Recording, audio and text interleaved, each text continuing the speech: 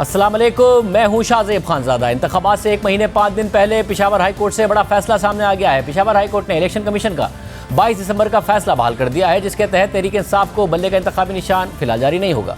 13 जनवरी तक election commission इंतखाबी उम्मीदवारों को इंतखाबी निशान जारी कर देगा और इससे पहले तहरीक इंसाफ के हक में अगर फैसला नहीं आया तो तहरीक इंसाफ की मुश्किलात बढ़ जाएंगी। मुल्क भर से उसके उम्मीदवार मुख्तलिफ निशानात के साथ इंतखाबात में हिस्सा लेंगे और उन्हें मखसूस नशिस्तें भी नहीं मिलेंगी। इस हवाले से 9 जनवरी को पेशावर हाई कोर्ट का डिवीजन बेंच अहम समाअत करेगा, मगर तहरीक इंसाफ सुप्रीम कोर्ट से रुजू करने का भी इशारा दे रही है। इलेक्शन कमीशन ने 22 दिसंबर को तहरीक इंसाफ के इंट्रा पार्टी इंतखाबात को कलअदम करार दिया था और कहा था कि तहरीक इंसाफ को बल्ले का इंतखाबी निशान नहीं मिलेगा, मगर तहरीक इंसाफ ने इलेक्शन कमीशन के इस फैसले के खिलाफ पेशावर हाई कोर्ट में अपील दायर की, जिस पर 26 दिसंबर को जस्टिस कामरान हयात मियां खेल ने इलेक्शन कमीशन के फैसले पर स्टे ऑर्डर जारी कर दिया था।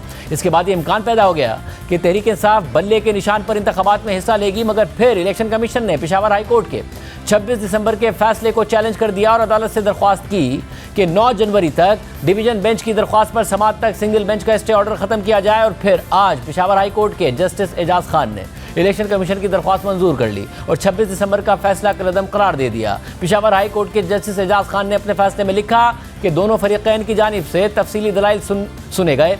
इलेक्शन कमीशन के वकील का जोर इस बात पर था कि इस तरह का अबूरी हुक्म देने से पहले उन्हें सुना नहीं गया, और दूसरा ये कि जो अबूरी रिलीफ पीटीआई को दिया गया वो उनको इस केस में बुनियादी रिलीफ देने के बराबर है, जिसकी कानून में इजाज़त नहीं है। और तीसरा ये कि ये अबूरी रिलीफ सिर्फ खैबर पख्तूनख्वा तक महदूद नहीं है, बल्कि इसका इतलाक पूरे मुल्क पर होता है। इसलिए इस तरह की अबूरी रिलीफ जो इब्तिदाई मरहले में ही दे दिया गया है, उससे पहले से तयशुदा इंतखाबात की राह में रुकावटें पैदा हो गई हैं। पेशावर हाई कोर्ट के फैसले के मुताबिक जवाब में पीटीआई के वकील ने दलाइल देते हुए मौक़िफ़ इख्तियार किया कि इलेक्शन कमीशन ने उन्हें इंतखाबी निशान ना देकर अपने दायरा कार से तजावुज़ किया है, उनके साथ इम्तियाजी सलूक किया जा रहा है, क्योंकि किसी और जमात को इंट्रा पार्टी इंतखाबात कानून के मुताबिक ना करवाने की बुनियाद पर ना अहल करार नहीं दिया गया। उन्होंने ये भी दलाइल दिए कि इलेक्शन कमीशन 26 दिसंबर के अबूरी रिलीफ को वापस लेने के लिए दरख्वास्त दायर करने का मजाज नहीं है, जबकि 26 दिसंबर के अबूरी हुक्म के नतीजे में इलेक्शन कमीशन के काम में कोई रुकावट नहीं पैदा हुई। फैसले के मुताबिक दोनों फरीकैन की कानूनी टीम की जानिब से बहस के दौरान अहम कानूनी सवालात उठाए गए। अलबत्ता उन्हें यह अदालत इस मरहले पर हल नहीं कर सकती है, क्योंकि इस हवाले से मरकजी दरख्वास्त अदालत के सामने ज़ेर इल्तवा है और उसका मुनासिब वक्त पर फैसला होगा। इसलिए यह अदालत तफसीली फैसला देने से गुरेज करेगी, क्योंकि ऐसा करने से मौजूदा केस के फरीकैन के केस में कोई एक फरीक मुतासिर होगा। अलबत्ता मौजूदा दरख्वास्त पर फैसला देते हुए ये कहना काफ़ी है कि इस अदालत का 26 दिसंबर का फैसला वापस लिया जाता है, क्योंकि ये ऑर्डर इलेक्शन कमीशन को सुनने का मौका दिए बगैर दिया गया। ये अबूरी ऑर्डर बज़ाहिर कानूनी, हकीकी और अमली तौर पर हतमी रिलीफ देने के बराबर है। ऑर्डर पास करते हुए अदालत के दायरा इख्तियार से बाहर के असरात को सामने नहीं रखा। और सबसे आखिरी नुक्ता यह है कि इंतखाबी अमल एक टाइम बाउंड अमल है, यानी हर मरहले का अपने मखसूस वक्त में पूरा होना ज़रूरी है। इसलिए इस ऑर्डर ने बज़ाहिर इलेक्शन के हमवार इनेकाद में रुकावट पैदा कर दी है, जो इलेक्शन कमीशन के नोटिफिकेशन के मुताबिक 8 फरवरी को होने हैं। इन वजूहात की रोशनी में इस अदालत की जानिब से पीटीआई के हक में जारी होने वाला अबूरी हुक्म वापस लिया जाता है और उसके नतीजे में इलेक्शन कमीशन को हिदायत की जाती है कि वो इलेक्शन के अमल को अपने आइनी मैंडेट और सुप्रीम कोर्ट के हुक्म के मुताबिक आगे बढ़ाए, जबकि दरख्वास्त गुजार की जानिब से दायर शिकायत को इस अदालत की जानिब से दी गई तारीख पर सुना और उस पर फैसला दिया जाएगा।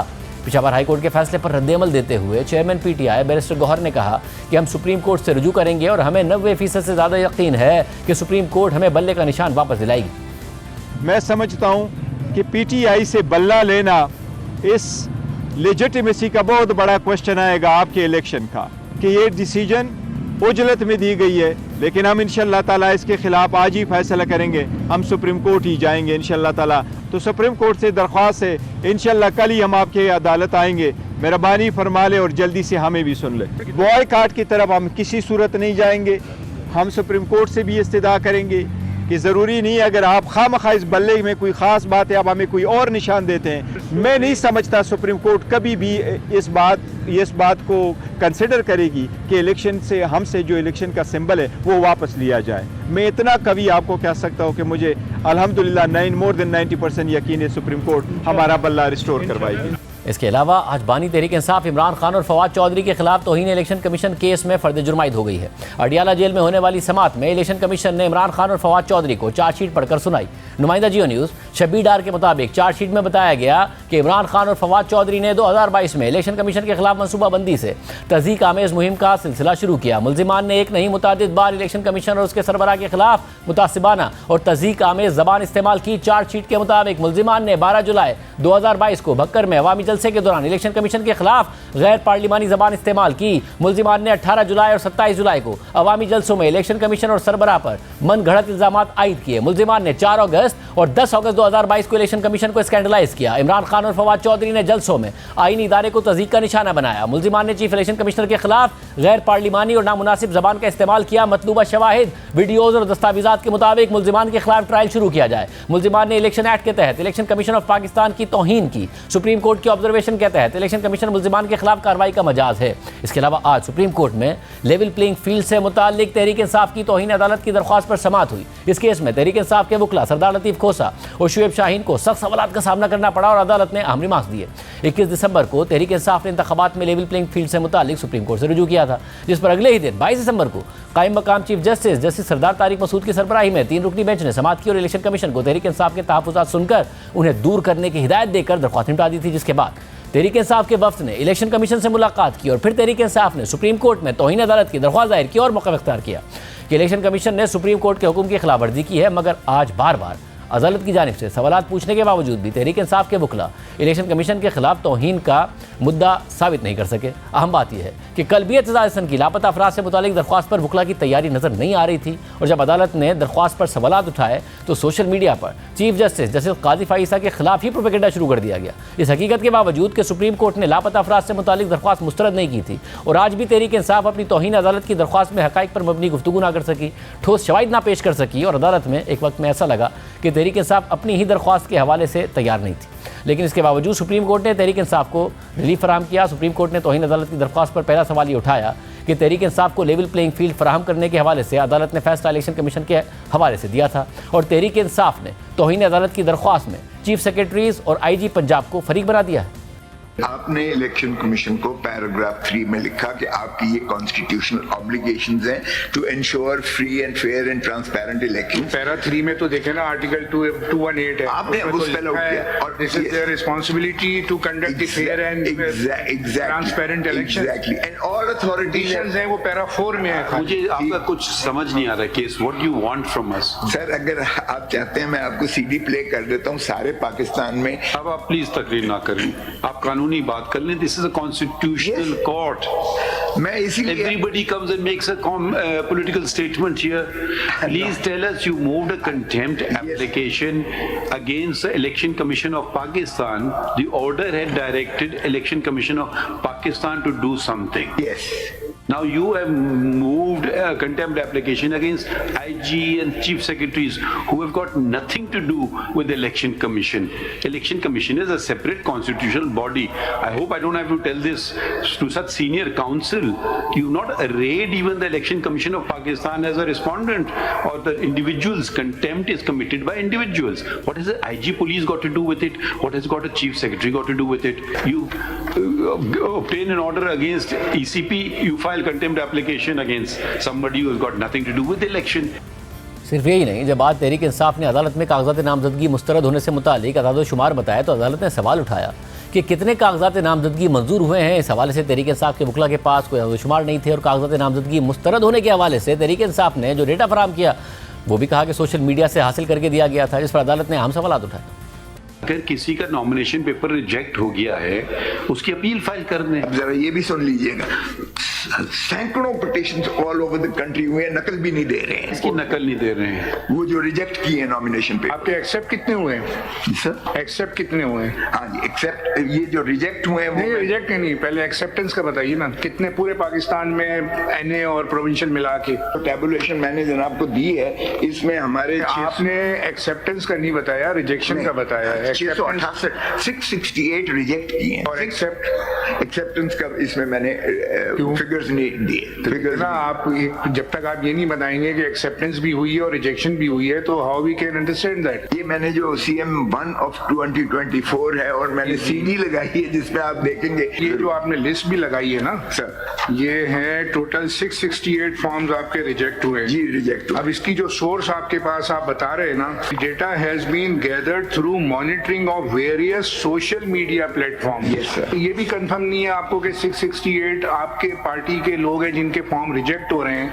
और पार्टी को अगर ये नहीं पता है कि कितने रिजेक्शन है, और सारा जो डेटा गैदर हुआ है वो हुआ है through monitoring of various social media platforms. Social media platform पे तो ये होगा ना कि जो मीडिया पे आपने सुना है कि फलाना कैंडिडेट का फॉर्म रिजेक्ट हो गया, वो आपने इसमें डाल दिया है। ऐसे सारे कंप्लेंट्स जो है पार्टी के नाम भी इसमें नहीं है। ये देखिए, ये एक जगह तो बड़ी अजीब बात लिखी हुई है इसके अंदर, पेज 9 ऑफ द लिस्ट के ऊपर उनके नाम नहीं है। और तो जिसका नॉमिनेशन पेपर रिजेक्ट हुआ है, सर ये जरा बात तो सुन लीजिए ना, जिसका पेपर नॉमिनेशन पेपर रिजेक्ट हुआ है वो अपील कर देगा, खत्म। अदालत ने तहरीक इंसाफ की दरख्वास्त पर मजीद कानूनी सवालात उठाकर वाजे किया कि अदालत इलेक्शन कमीशन का काम कैसे कर सकती है। अगर कागजात नामजदगी मुस्तरद हो रहे हैं तो PTI मुतल्लिका फोरम्स यानी इलेक्शन ट्रिब्यूनल्स या हाई कोर्ट से रुजू क्यों नहीं कर रही? पेज 9 देखिए, पंजाब असेंबली है, ये आपकी CM1 के अंदर है। जी सर। अब ये हाल है कि पंजाब असेंबली के अंदर 273 पे बंदे का नाम नहीं है। Major family, major family, major family. अब ये कौन मेजर फैमिली है भाई? मेजर साहब को इलेक्शन लड़ रहे हैं। मेजर ताहिर सादिक है, ये बता रहे हैं। भाई तो नाम होना चाहिए ना, मेजर फैमिली आप क्या दिखा रहे हैं? मेजर है तो भाई ये होगा ओमिशन, मेजर। ओमिशन है, आप ठीक है, नाम ओमिशन है, लेकिन मेजर सादिक ताहिर ये बता रहे हैं। So you are saying that we should do the job of the election commission. Each high court has nominated an election tribunal. You file a rejection thing there. Assume that what you are saying is correct. They're not giving you the order. You file a petition without the order. Say they have not given us the order. ये तो आप ऐसी don't be so helpless that oh they're not giving us order. We have to see each every case individually. We cannot say okay, do not reject the nomination papers of this political party and allow them of that political party. How can we do this? Please tell us the law. Does the election held, is it held by the Supreme Court of Pakistan? Is it held by the IG of police? Is it held by the chief secretaries of the provinces? There's a whole constitutional body set up which says the Election Commission of Pakistan. Now yes, you may have a grievance against the Election Commission of Pakistan and the law provides for remedies. And those remedies, if the papers have been rejected wrongly, please approach. It's not the Election Commission you'll be approaching the High Court, the Election Tribunal. My paper has been wrongly rejected. Okay, there's no order, right? You'll say they're not giving me the order. You think the High Court is so helpless, they cannot call for it? Why have you rejected their nomination paper? I mean, यहाँ करके ये CD हो गई और ये हो गया वगैरह हो गया। Let us get. We are trying to push through democracy, but every day we come across people not wanting to go into election. सिर्फ यही नहीं, तहरीक इंसाफ ने इलेक्शन कमीशन और दीगर अफसरान के खिलाफ तौहीन अदालत की दरख्वास्त तो दायर कर दी, लेकिन आज अदालत की निशानदही पर तहरीक इंसाफ ये जवाब नहीं दे सकी कि सुप्रीम कोर्ट के फैसले के बाद उसने इलेक्शन कमीशन को कौन सी शिकायत भेजी थी जिसका इजाला ना करके तौहीन अदालत हुई है। साथ ही अदालत ने यह सवाल भी उठाया कि जब तहरीक इंसाफ खुद ये तस्लीम कर रही है कि इलेक्शन कमीशन ने सुप्रीम कोर्ट के फैसले के बाद तमाम मुतल्लिका अफसरान को तहरीक इंसाफ की शिकायत का इजाला करने के लिए हिदायत जारी कर दी थी, तो फिर उसी इलेक्शन कमीशन को तौहीन अदालत के केस में फरीक कैसे बना दिया? इस ऑर्डर के बाद आपकी कंप्लेंट कहाँ है? वो हमें देखा। कंप्लेंट तो यहाँ नहीं लगी हुई, मैंने नहीं लगाई, लेकिन ऑर्डर्स लगाए हैं जो इलेक्शन कमीशन ने पेश। कमाल है, अगर आप जिस ऑर्डर की कंप्लायंस इलेक्शन कमीशन नहीं कर रहा है वो आपने कंप्लेंट ही नहीं फाइल की। कंप्लेंट नहीं लगी हुई है, लेकिन जो इंस्ट्रक्शंस दी हैं पेज 14 से CP में, I don't understand. Compliance report में खोसा साहब पेज ये दिसंबर 26 का लेटर है, ये इलेक्शन कमीशन ऑफ पाकिस्तान का रजिस्ट्रार सुप्रीम कोर्ट को लिखा है, इनको दिखाएं खोसा साहब को। इसमें पैराग्राफ 4 के अंदर लिखा है that after the meeting the delegation of PTI the commission taking immediately notice has issued instruction. Sir ये मोटी वाली किताब में पेज, इसका पेज नहीं है, 3 नंबर पे ये पेज नंबर नहीं डाले। Commissioner Islamabad and all the 4 provincial chief secretaries, inspectors general of police and all the 4 provincial election commission. In turn, the provincial election commissioners have issued the instructions to the DROs and ROs. Copies are annexed E to E24. Further, all such complaints are being proactively handled by the complaint cell at the highest level. ये election commission ने कहा है। ठीक है, ये ठीक है। और पेज मैंने अगर ये कहा है उन्होंने, तो कंटेम्प्ट भी तो आपने उन्हीं के खिलाफ लगाई है। कहा उन्होंने और पेज कर दी उन्होंने। मैंने आपकी पूरी कंटेम्प्ट एप्लीकेशन पढ़ ली है, उसमें आपने कोई एक स्पेसिफिक एलिगेशन भी नहीं लगाया है। आपने बस जनरल बातें की हैं, free and fair election, we completely agree with this, we 100% endorse it. तो वेयर इज एनीथिंग स्पेसिफिक?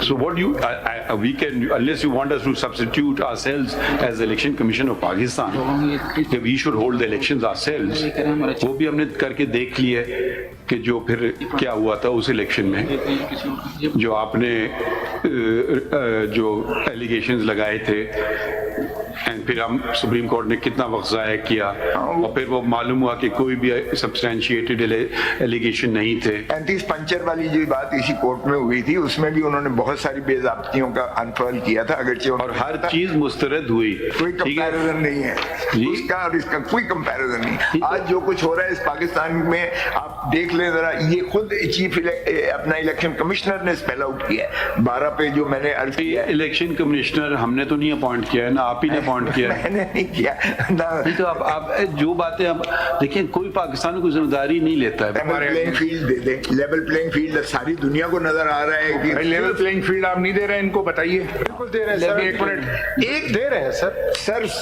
550 पूछ लेना उनसे, एक मिनट बोलने दीजिए ना उनको। सर मैं सवाल किया है, जवाब तो देने दीजिए। Sir with your permission sir, ये जो अभी दोबारा रिपोर्ट दी है, इसमें एज मनी एज 23 यहाँ हजारों की तादाद में हो रहा है। 30 complaints so far commission has received on record, and every complaint has been sent to the relevant quarter, even up to the level of the RO, to keep their offices open and accept the receive the nomination papers and decided according to law. सिर्फ यही नहीं, जब तहरीक इंसाफ के वकील लतीफ़ खोसा ने IG Punjab के conduct के हवाले से सवालात उठाए तो चीफ जस्टिस ने उनसे सवाल किया कि आपने इलेक्शन कमीशन के सामने आईजी पंजाब की शिकायत की है, तो उन्होंने नफी में जवाब दिया। ये अब आईजी को अगर फ्री हैंड मिल जाता है, चीफ सेक्रेटरी अगर डिफाइंस करता है, there are provisions in the law itself whereby the IG and the chief secretary can be taken to task by the election commission of Pakistan. They should be rather taken to task. Did you move an application before the ECP to do so, to take action against the IG or Chief Secretary of Punjab? नहीं लिखा, हमने नहीं लिखा। तो क्यों नहीं कर रहे हैं? क्योंकि इलेक्शन कमीशन खुद ले रहा है, प्रोविंशियल इलेक्शन कमिश्नर लिख रहा है कि दे फ्लडिंग कंप्लेंट। देखिए, जब ये 12 तारीख का खत आपको भी आया है चीफ इलेक्शन कमीशन को पंजाब की तरफ से, तो इसके कंप्लायंस आपको भी देखना चाहिए, आप अपने लेवल पे देखना चाहिए था आपको कि चीफ सेक्रेटरी को खत लिखा, आईजी को लिखा, वो अपने तौर पे टेकअप करते कि भाई ये क्या मामला है, ऐसा क्यों हो रहा है। मीटिंग्स हुई, आपका अपना ऑफिसर लिख के दे रहा है ना, प्रोविंशियल इलेक्शन कमीशन आपको खत लिख रहा है, कॉपी आपको मार्क कर रहा है, तो उसको आप देख लेते हैं। तो वो सुप्रीम कोर्ट का जो ओरिजिनल ऑर्डर है हमारा, जिसकी कंटेम्प्ट में यहाँ है, उसमें यही बात है कि लेवल प्लेइंग फील्ड की जो बात की जा रही है। और इन तमाम खामियों के बाद चीफ जस्टिस ने तहरीक इंसाफ की दरख्वास्त पर आईजी पंजाब और चीफ सेक्रेटरी पंजाब से पीटीआई की शिकायत के हवाले से जवाब तलब कर लिया और उन्हें नोटिस जारी कर दिया। मगर तहरीक इंसाफ ने तौहीन अदालत की दरख्वास्त से हटकर जब मजीद सज़ा की तो चीफ जस्टिस ने वादे किया कि हम पहले ही बहुत आगे जाकर आपके लिए ये सब कुछ कर रहे हैं। एमपीओ के इन्होंने कोई 550 के करीब एमपीओ के ऑर्डर्स इशू करके हमें वो डिटेंशंस भी इन्होंने की। एमपीओ का इससे क्या, इनकी प्रोसीडिंग से क्या ताल्लुक है? When we are faced, we have the benefit of senior counsel. ठीक है, now it doesn't look nice that we have to keep reminding you. अब आप ही लोग हम पे कल उंगलियां उठाएंगे कि जी 204 में आपने ये कैसे कर दिया, तो वो कैसे कर दिया। हमने इलेक्शन कमीशन को जहां तक हम दरखास्त दी है, 27 को दरखास्त दी। आपको कौन, हम आपको कह रहे हैं दे इनको, बाकी अदालतें भी खुली हैं। अब टेक्निकली स्पीकिंग ये जो मैटर था ना, टेक्निकली स्पीकिंग ये मैटर था हाई कोर्ट ऑफ लाहौर का, मगर फिर भी हमने आपके लिए extra, we are going the extra mile to ensure free and fair elections. So let's not just make general allegations. जहाँ आपने कोई स्पेसिफिक बात की हम पूछते हैं। अब वो पंजाब, अब वो सिंध में गया और बलूचिस्तान में, आपका एलिगेशन पंजाब पे हमें समझ आई फाइनली कि भाई ये आपका मुख्तसर एलिगेशन है। तो जहाँ तक जेन्युइन बात है हम करेंगे, मगर एक ये ना कहेंगे दुनिया आपके खिलाफ हो गई है। Don't be have that frame of mind, have a positive frame of mind. 1960 का एमपीओ जी, आप ऐसी जो स्टेटमेंट देते हैं ना कि आज तक पाकिस्तान, आप लोग खत्म नहीं करते ना, जब आपकी गवर्नमेंट होती है आप खत्म नहीं करते हो, आप रिपीट कर रहे हैं उसको। You know, under the conditions that the elections were fought when Ziaul Haq was there, you should know better. I know. You know, yes कोड़े खत्म कर दिया करें अब आप जब भी You know the elections when Mohammad Khan Junejo became Prime Minister. Do you remember those? वो तो So they were क्या हुआ था बड़ी मुश्किल से भाई इलेक्शंस तो don't just say the worst election. List बना के रखिए जब गवर्नमेंट आए ना सारे ऐसे लॉस खत्म कर दीजिए वरना तो वो शेरवानी सिलवाने चले गए थे हाँ? अच्छा इस कोर्ट के इलेक्शन करवाए एनीथिंग एल्स और यू हैप्पी अगर जब हम सवाल पूछे करें नाराज ना हुआ करें बस इतनी रिक्वेस्ट है आपसे हाँ? सब कुछ हो रहा है मगर उसके बावजूद सबसे ज़्यादा तनकीद चीफ जस्टिस काजी फाइसा पर तहरीक इंसाफ की तरफ से की जा रही है। तहकीकाती सहाफ़ी उमर चीमा साहब हमारे साथ। मुनीर चीमा साहब बहुत शुक्रिया मैं शो में ज्वाइन करने के लिए। ज़ाहिर है जो इंतज़ामिया और इलेक्शन कमीशन के ख़िलाफ़ शिकायत हैं तहरीक इंसाफ की उसमें वज़न नज़र आता है जिस तरीके से उन्हें टारगेट भी किया जा रहा है, मगर अदालतें चाहे हाई कोर्ट्स हो मुसलसल रिलीफ दे रही हैं, लाहौर हाई कोर्ट हो, पेशावर हाई कोर्ट हो या फिर सुप्रीम कोर्ट से जितनी उन्होंने इस्तदा की वो रिलीफ मिल रहा है। तहरीक इंसाफ कहती है हमारे हाल में 8 फरवरी को इलेक्शन चाहिए, वो इलेक्शन भी जस्टिस काजी फाइज़ ईसा साहब ने ही उसकी तारीख दी है, रिलीफ भी मिल रहा है, मगर उसके बावजूद अपना होमवर्क नहीं करना, लीगल प्रोसीजर फॉलो नहीं करना, हाई कोर्ट की जगह सुप्रीम कोर्ट जाना, तैयारी ना करके जाना, फिर भी रिलीफ मिल जाना, मगर जैसे काजी फाइसा को फिर भी भरपूर ट्रोलिंग का निशाना बनाना, कोई मेथड नज़र आता है आपको इस सब में कि ये क्यों हो रहा है? शाहजेब ये जो आप बात कर रहे हैं मेरे ख्याल है कि पहले भी जो बाकी पॉलिटिकल पार्टीज़ हैं वो भी ज़ेर ताब आई हैं, लेकिन जब कोई पार्टी ज़ेर ताब आती है ना तो सारे अदारे उसका साथ छोड़ जाते हैं। और लेकिन पीटीआई एक ऐसी पार्टी है कि जिसको आज भी मुख्तलिफ अदारों में एक सपोर्ट हासिल है, यानी कि लोग दूसरे एतराज़ कर रहे होते हैं कि जो उनको जुडिशरी से रिलीफ मिल रहा होता है। पहले लाहौर हाई कोर्ट के हवाले से आप देख लें, आप पेशावर हाई कोर्ट के हवाले से देख लें, इवन सुप्रीम कोर्ट से भी ऐसे केसेस आए। साइफर का केस जो कि एक बहुत बड़े केस के तौर पे पेश किया जा रहा था और उन्हीं जजों से इनको रिलीफ मिला है कि जिन पे आमतौर पे इनको एतराज़ होता था, जो कि पहले इनकी ट्रोलिंग का टारगेट भी हुए। अब यह है कि जो आप बात कर रहे हैं कि जिस तरह काजी फाइज़ साहब को टारगेट कर रहे हैं, ये सिर्फ काजी फाइज़ साहब नहीं है, पीटीआई की ओवरऑल एक पॉलिसी है कि offence is the best defence. और इनकी अप्रोच ये है और ये अप्रोच उनको काफ़ी हद तक उनके लिए कारगर भी साबित हुई है कि बहुत सारे लोग इनके प्रोपेगेंडा की वजह से डर जाते हैं, ठीक है, और वो इनके बारे में गैर ज़रूरी वजाहतें भी देना शुरू हो जाते हैं, वो दब जाते हैं, वो कई जगह पे गैर ज़रूरी रिलीफ भी दे रहे होते हैं कि हम किसी ना किसी तरीके से इनकी गालियों से बच जाएं।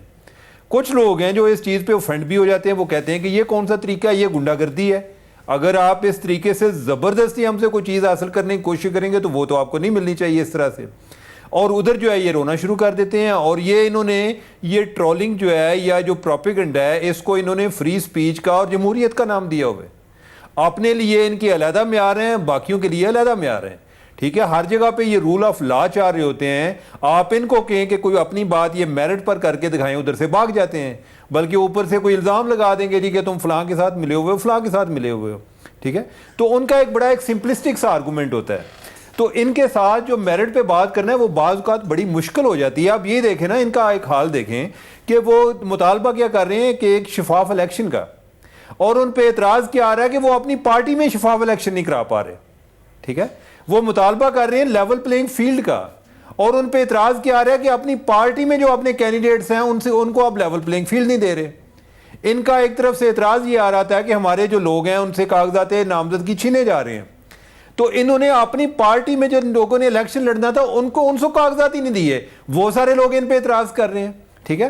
तो ये मेरिट पर बात करते नहीं है और ये नैरेटिव भी इसी तरह से बनाते हैं, और हमारे बहुत सारे लोग जो हैं वो उसमें उस रो में बह भी जाते हैं कि वो उनको लगता है कि जी जमहूरियत का मतलब ये है जी कि चूंकि उनके साथ ज्यादती हो रही है, क्यों हो रही है, क्या किसी जगह पे मेरिट फॉलो ना करने की वजह से हो रही है या मेरिट फॉलो करने की वजह से हो रही है।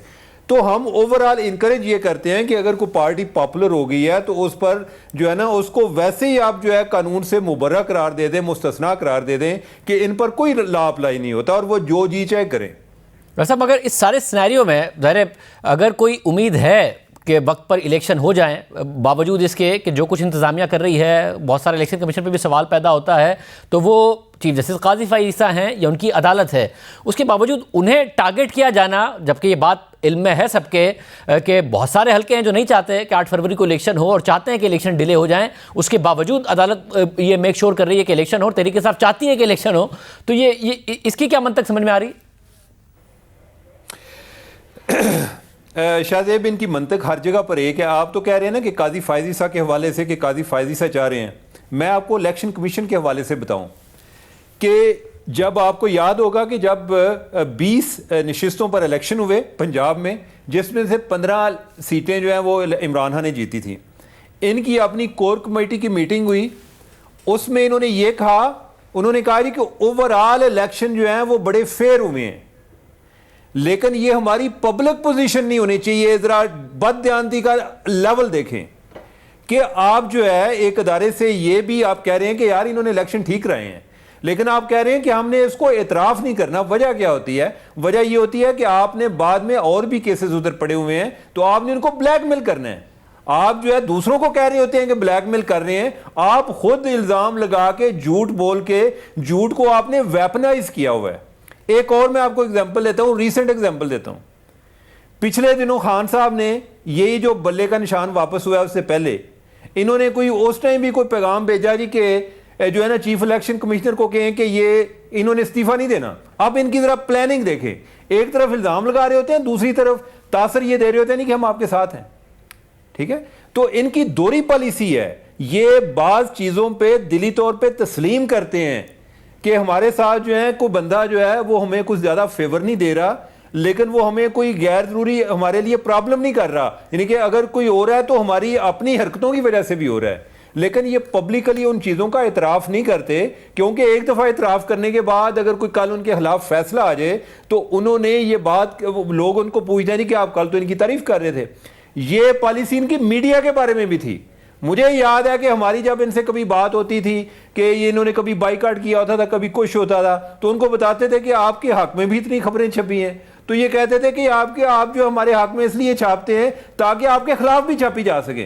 तो उन्होंने म्यार ये रखा हुआ है कि जो बंदा हमारी तारीफ करे उसकी ड्यूटी में ये शामिल है कि वो हमेशा तारीफ ही करता रहे। वो हम पे बहुत शुक्रिया उमर जी, बस आपकी उसको आपने सुनी। प्रोग्राम ब्रेक शामिल करते हैं और अहम केस हुआ, उस पर बात करेंगे ब्रेक के बाद। लापता अफराद के केस में आज अहम पेशरफ्त हुई है। चीफ जस्टिस काजी फाइज़ ईसा की सरबराही में 3 रुकनी बेंच ने लापता अफराद से मुताल्लिक केस की समाअत की है और अहम हिदायत जारी की है। चीफ जस्टिस काजी फाइज़ ईसा ने अटॉर्नी जनरल मंसूर उस्मान अवान के समाअत के दौरान हिदायत की कि हुकूमत पाकिस्तान ये लिख कर दे कि मजीद किसी को गैर कानूनी तौर पर लापता नहीं किया जाएगा। चीफ जस्टिस की सरबराही में जस्टिस मोहम्मद अली मजहर और जस्टिस मुसर्रत हिलाली पर मुश्तमिल 3 रुकनी बेंच ने आज केस की समाअत शुरू की तो दरख्वास्त गुजार एतजाज एहसन के वकील शुएब शाहीन अदालत में पेश हुए और उन्होंने अपने दलाइल में फैजाबाद धरना केस के फैसले का हवाला दिया। तो चीफ जस्टिस काजी फाइज़ ईसा ने शुएब शाहीन को फैजाबाद धरना केस फैसले का पैराग्राफ नंबर 53 पढ़ने की हिदायत की और कहा कि फैजाबाद धरना फैसले का वो हिस्सा बताएं जो बलोच धरने के शुरा पर लागू होता है। हैरान हूँ कि आप फैजाबाद धरना फैसले का हवाला दे रहे हैं। इसमें रेलिवेंट है वो जो अभी लोगों को हटाया गया है यहाँ से, जो कर रहे थे वो प्रोटेस्ट। पैराग्राफ 2 पढ़िए, पैराग्राफ 53 का। I am surprised you are citing this case. मैं तो हमेशा से इसकी मैंने आई एम सरप्राइज्ड। जी सर, हम तो पहले दिन से इसके साथ खड़े हैं।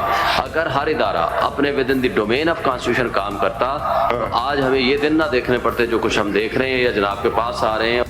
शुएब शाहीन ने इमरान रियाज खान से मुताल्लिक कहा कि अगर अदालत उन्हें सिक्योरिटी दे तो वो आने पर तैयार हैं। इसके बाद चीफ जस्टिस ने सहाफ़ी मतीउल्लाह जान की मिसाल दी और रिमार्क दिए कि कल तो आप मतीउल्लाह जान का नाम नहीं ले रहे थे, आज उनका हवाला दे रहे हैं। मतीउल्लाह जान वाक़ई की वीडियो रिकॉर्ड हो गई थी जिस वजह से उन्हें रिहा करना पड़ा। अफसार आलम ने हिम्मत पकड़ी और अदालत में खुद आकर बात की। कल तो आप मतीउल्लाह जान वाला केस नहीं बता रहे थे, आज आप जजमेंट साइट कर रहे हैं। मैं तो बताना चाह रहा था, वहां तक पहुंचा नहीं था कि हुकूमत में कौन था। पहुंचा नहीं था वहां तक। दूसरी बात है कि मैंने कहा ये जिम्मेदारी फिर आप हुकूमत जिसकी थी उन्होंने ये जिम्मेदारी कबूल की। उनकी जिम्मेदारी, उनकी शायद इंटरवेंशन से ही ये जल्दी बाहर आई हूँ, वरना तो देखे ना सर, बाकी लोग 4.5 महीने बाद इमरान रियाज बाहर आया। नहीं, आपका गलत फहमी है। ऑनरेबल कोर्ट की भी इंटरवेंशन थी, इसमें कोई शक नहीं है। नो, ये भी आपकी गलत फहमी है। कुछ फहमी तो हो सकती है, गलत फहमी शायद नहीं। आप सुनने ही हैं तो बता देंगे आपको। आप बेहतर जानते हैं। नहीं, हम बेहतर नहीं जानते।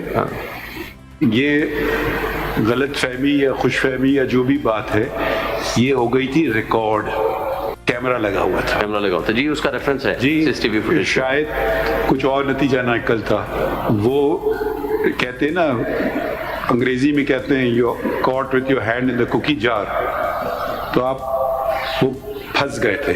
सर इमरान रियाज वाले केस में भी फुटेज लगा हुआ था। Please don't take the credit. 2 minute का केस ये सॉल्व होता था 2 मिनट में। नहीं, देखिए, या तो डर लगे या हुकूमत चला लें या फिर बस ऐशो कर लें।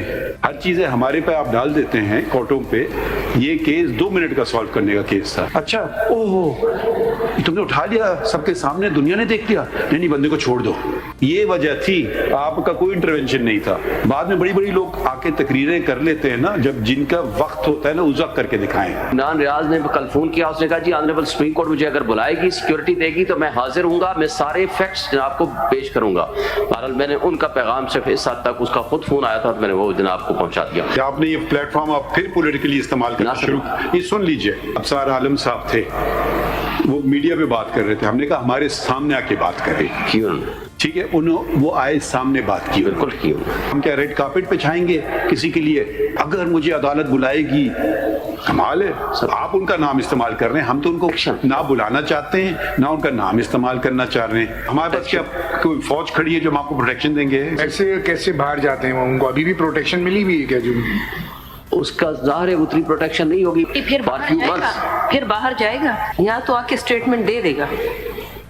शायद वो, बहरहाल मैं उस पर मजीद कमेंट ना ही करूँ तो बेहतर है। तो शेख रशीद साहब ने आपको क्या कहा? मुझे कुछ भी नहीं कहा। जिसके एक बंदे का मुझे कॉल आई, मैंने आपको इन्फॉर्म कर दिया, किसी ने मुझे फर्दर कॉल नहीं की। बैठ के प्रेस कॉन्फ्रेंस कर लेते हैं कि हम जी फला जगह गए, आप जाके उसके खिलाफ बात करते हैं कि नहीं इनके साथ तो कुछ हुआ है। डेफिनेटली वो खुद क्यों नहीं कहती? इतने बड़े खुद उन्होंने कहा तो है, लेकिन शायद इस काबिल ना हूँ कि वो बात नहीं कर सकते, तो हमारे लिए क्या ये लोग? जब इलेक्शन हुआ था, जब उनका डिस्क्वालिफिकेशन का केस था, तो वो तो आ गए कोर्ट।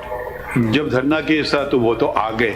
अब आप उनके स्पोक्समैन किधर से बन गए? पर्सन्स में शामिल किया जाएगा, तो हम जनाब के सामने एक अर्जदाश्त तो पेश करेंगे ना। डिटेल्स तो वही देंगे ना इंसिडेंट की। अभी तक तो कुछ नहीं पता। आप भी जो बता रहे हैं, आपको एक्चुअल फैक्ट्स तो नहीं बता। बनाना चाह रहे हैं, फिर हम नहीं इजाजत देंगे आपको। इसके बाद 3 रुकनी बेंच ने लापता अफराद केस में दरख्वास्त गुजार आमना मसूद जजुआ को सुना और फिर अटॉर्नी जनरल को हिदायत की कि हमें हुकूमत पाकिस्तान लिख कर दे कि मजीद किसी को गैर कानूनी तौर पर लापता नहीं किया जाएगा। एलिगेशन आपका क्या है? रीजन क्या था? Why you think the state was involved? आपका ये केस कमीशन में चल रहा है, योर इन्फोर्स्ड डिसअपीयरेंसेस का जो कमीशन है, आपने कोई कमीशन ने 2013 में इसको डिस्पोज ऑफ कर दिया था। क्या उसका क्या ऑर्डर क्या किया उन्होंने? तो उन्होंने तो इनको डेड डिक्लेयर कर दिया था। अब किसको सस्पेक्ट करती है? मतलब लास्ट आपके पास कोई इंफॉर्मेशन? जो एविडेंसेस हमें मिले थे, जो कि रिलीज पर्सन की तरफ से थे, तो उन्होंने तो यही बताया था कि वो ISI की कस्टडी में थे। 2005 से लेके 2018 तक तकरीबन मैंने 749 CMs डाली हैं HRC 965 में। 8-10 लोगों की जो JIT बनती है, कभी आप पेश हुई हैं JIT में? बेशुमार दफा पेश हुई हूँ। डेड डिक्लेयर हुए हैं, तो वो क्या रीजंस थी उसकी? उनका तो यही कहा है कि वो वज़ीरिस्तान में उनको जो है तालिबान ने और इस तरह एंटी स्टेट एलिमेंट्स ने मार दिया। फैसल फराज करें क्या बताएं ना। अब आप हमें बताइए कि हम क्या कर सकते हैं। कोई ऐसी चीज बताएं जो कि कुछ हम मदद आपकी कर सकें। आपने कहा आपका तो कनेक्शन भी है आर्मी से। जी, फादर इन लॉ वाज क्या कनेक्शन है आर्मी से? My father in law is a colonel retired. Actually he will also be very concerned about his son. Of course, and for this matter, he met the president. क्या मिला उनको? क्या परवेज मुशर्रफ से उन्होंने मुलाकात की। उन्होंने ISI के जो DGs थे इनसे मुलाकात। उनको मिला, बताया क्या तो किया? उन्होंने ये गलत आदमी है, हमने इसको उठाया हुआ है या नहीं? हमारे एक ऑफिशियल स्टेटमेंट हमेशा उनको मिली कि हम अभी have no interest in your son. Concerned ministries would be Ministry of Interior and Ministry of Defence. She's alleging it against Pervez Musharraf. So that comes Ministry of Defence. He was president at that time. Ministry of Defence. Chief of Army Staff as well. So yes. Are you prepared to make a statement on behalf of the federal government that you will not pick up anyone illegally without due process of law?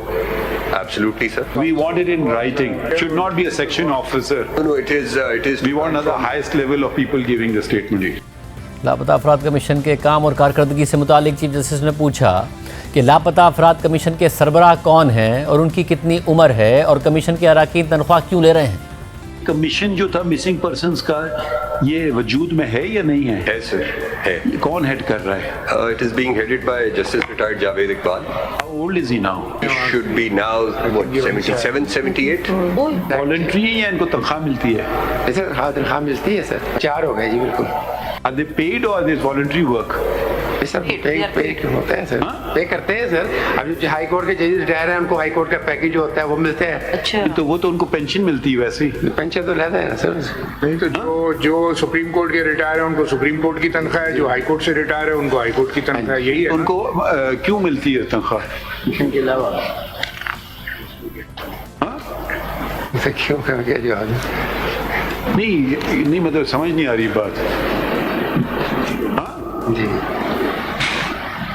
ये attorney general साहब से उनका package तो वही होता है ना जो वो लास्ट जनरल सर्विस कर रहे होते हैं। समाअत के दौरान एतजाज हसन ने रोस्टरम पर आकर कहा कि लापता अफराद कमीशन में हाजिर सर्विस जज को होना चाहिए, जिस पर चीफ जस्टिस ने रिमार्क्स दिए कि जस्टिस रिटायर्ड जावेद इकबाल को आपकी हुकूमत ने मुकर्रर किया था। जबरी गुमशुदगियों से मुतालिक एतजाज हसन की दरख्वास्त पर चीफ जस्टिस ने वाजे किया कि जो लोग घरों को वापस आ गए हैं उन्हें खुद अदालत आना होगा।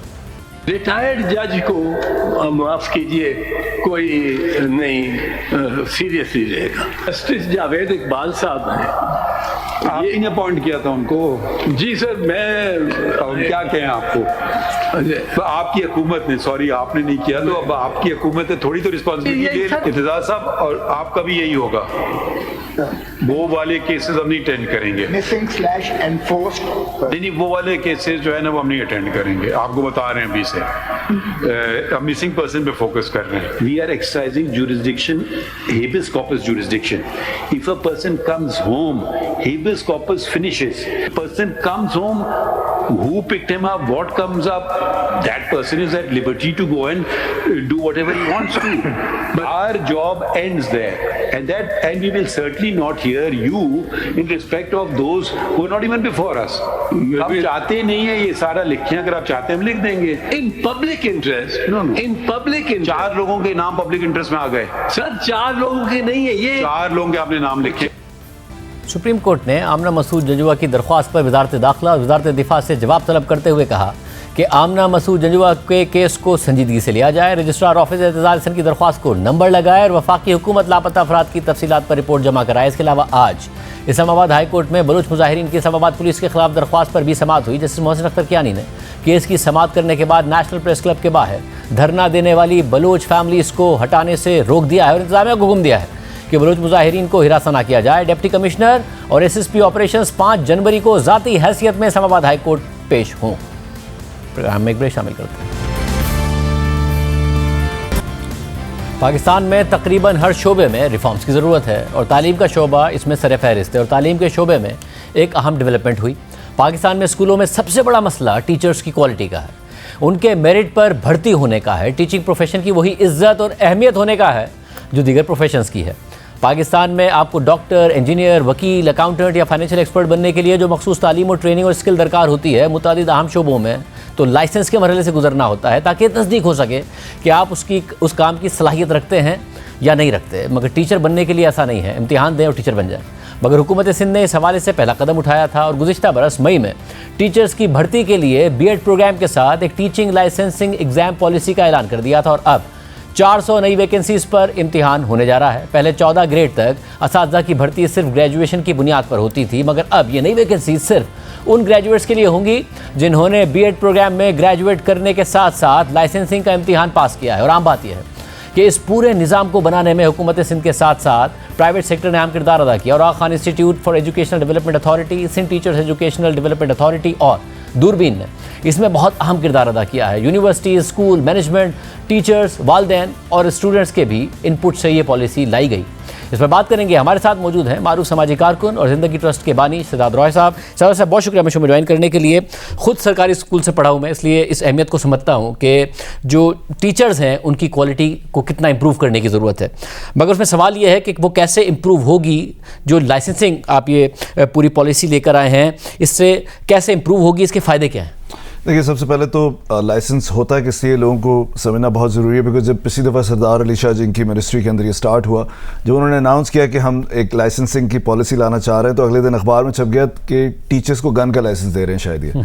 सो वो ये लोगों को कॉन्सेप्ट ही नहीं है कि टीचर को लाइसेंस की ज़रूरत होती है। तो जब भी पब्लिक सेफ्टी की बात आती है, चाहे वो डॉक्टर हो, मरीज़ को मार सकता है उसको लाइसेंस चाहिए, इंजीनियर को चाहिए वो घर गिर सकता है, गाड़ी चलाने के लिए लाइसेंस चाहिए। इसी तरीके से टीचर को जो लाइसेंस देने का मरहला लाए हैं वो इसीलिए कि क्वालिफाइड टीचर्स को इंसेंटिव दे रहे हैं। और देखें, ये बात समझने की ज़रूरत है कि ये डराना नहीं है लाइसेंस, क्योंकि लोग अक्सर ये ना समझ रहे हो बहुत सारे गवर्नमेंट टीचर्स के में उनके लिए इंसेंटिव बनेगा ये जो टीचर इस वक्त गवर्नमेंट में है या नहीं है। क्योंकि हम ये चाहते हैं कि ज़्यादा से ज़्यादा लोग लाइसेंस लें, क्योंकि वैकेंसीज थी अभी टीचिंग पोस्ट के लिए 1200 लोग पास हुए और फिर उसके बाद स्टैंडर्ड नीचे लेते गए और फिर जो भर्तियां हुई आप खुद सोच सकते हैं। बट क्योंकि यहाँ टीचर कोई बनना ही नहीं चाहता, तो लाइसेंस हम लेकर आए ताकि क्वालिफाइड टीचर को मौका मिले आगे जाने का। सर, मगर मेरे इल्म में है कि कितना आपने इस रिफॉर्म के लिए पुश किया है और कितनी मेहनत की। सिंध हुकूमत ने आपके साथ उस पर कोऑपरेट भी किया, दूरबीन ने का कितना बड़ा इनिशिएटिव था। मगर एक अहम सवाल जो पैदा होगा कि अगर आप इतनी एफर्ट कर रहे हैं और इतनी एफर्ट के बाद लाइसेंसिंग लें, तो टीचर बनना तो वैसे ही कोई एक बहुत प्रेफर्ड प्रोफेशन नहीं है लोगों के लिए, क्योंकि तनख्वाह का बहुत बड़ा मसला आता है कि जी तनख्वाह उतनी नहीं मिलती जितनी दीगर प्रोफेशंस में मिलती है। तो इतनी मेहनत के बाद कोई बेहतर तनख्वाह, कोई इसका इंसेंटिव भी है या नहीं? देखिए, सबसे बड़ा इंसेंटिव ये है इसके अंदर कि एक स्टार्टिंग बैंकर की जो सैलरी होती है 40-45,000 होती है। हमारे गलत कॉन्सेप्ट डेवलप हुए हुए हैं कि प्राइवेट स्कूल के अंदर बहुत ज़्यादा पे किया जाता है। ऐसा बिल्कुल भी नहीं है। गवर्नमेंट टीचर्स को जो लो फी प्राइवेट स्कूल्स हैं, जो और बाकी प्राइवेट स्कूल आपको नज़र आते हैं मेजॉरिटी में, जो एक मशरूम ग्रोथ हुई है, उससे बहुत ज़्यादा पे किया जाता है। अब जो ये टीचर 16 ग्रेड में आएगा, इसकी सैलरी 52,000 रुपीज़ होगी और फिर वही जो तमाम गवर्नमेंट के जो फैसिलिटीज़ मिलती हैं वो सारी मिलेंगी। तो एक तो उसकी सैलरी स्टार्टिंग बैंकर से भी ज़्यादा होगी। और ये लाइसेंसिंग का मकसद ही रुतबा ऊपर ले जाने के लिए। देखें, ये कोई भी बच्चा या बच्ची जिसने बीएड का इम्तिहान दिया हुआ है, 4 ईयर डिग्री प्रोग्राम किया हुआ है या 2.5 साल का किया हुआ है एलिमेंट्री के अंदर, और वो टीचर बनना चाहते हैं, तो वो ये लाइसेंसिंग दे सकते हैं। सबसे बड़ी न्यूज़ ये जो गवर्नमेंट टीचर्स इस वक्त हैं हमारे मुल्क के अंदर, सिंध के अंदर, उन्होंने अगर मास्टर्स किया हुआ है या एमएड किया हुआ है और या फिर उन्होंने एलिमेंट्री के अंदर बीएड किया हुआ है 4 ईयर 2.5 साल, उन दोनों के अंदर पब्लिक सर्विस कमीशन के रूल के तहत जैसे ही वो लाइसेंसिंग देंगे, वो सारे भी 16 ग्रेड में आ सकते हैं जितनी पोस्ट क्रिएट हुई हैं। तो ये एक बहुत बड़ा इंसेंटिव है। सबसे बड़ा इंसेंटिव ये है कि क्वालिफिकेशन होना ज़रूरी होगी। सबसे ख़तरनाक बात हमारे मुल्क में क्या हुई कि डिसाइड कर लिया गया एक दिन, अगर आप सोचेंगे कई सालों पहले ही हुआ, अगर आप सुबह उठें और अखबार में इश्तिहार आया वो कि अगर आप हॉस्पिटल में हार्ट सर्जरी करना चाहते हैं तो आपके पास कोई भी डिग्री हो, आप आएँ, एक टेस्ट दें और हम आपको इन सर्विस में ट्रेन करेंगे, आप हार्ट सर्जरी कर लेंगे, आप ब्रेन से। कभी नहीं होता। बट इस मुल्क में हुकूमत और प्राइवेट इदारों ने असल में ये तबाही लेकर आए थे इनिशियली, और ये अखबार में एड्स आना शुरू हुए सालों पहले कि आपने कुछ भी पढ़ा हो, बीकॉम हो, बीओ, आप आए, एक टेस्ट दें और बन जाए। ये बेचारे बहुत अच्छे अच्छे टीचर्स थे, उन्होंने क्वालिफिकेशन ही नहीं ली। 143 टीचर्स ट्रेनिंग कॉलेज इस मुल्क में, एक जो दूरबीन हमने टर्न अराउंड किया। बाकी ये गवर्नमेंट की टीचर्स ट्रेनिंग कॉलेजेस कुछ तो बिल्कुल ही बीएड प्रोग्राम बंद कर चुके हैं।